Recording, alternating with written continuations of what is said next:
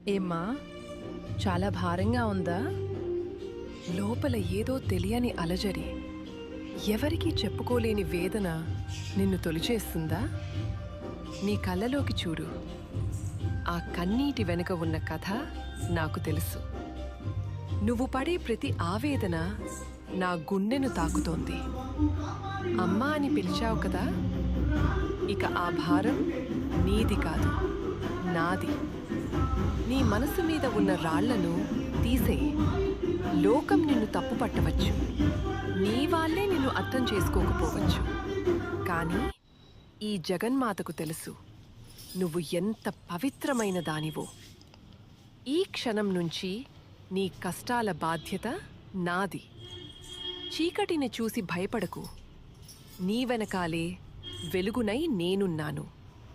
అపజయం నీ తలుపు తట్టిందని కుంగిపోకు.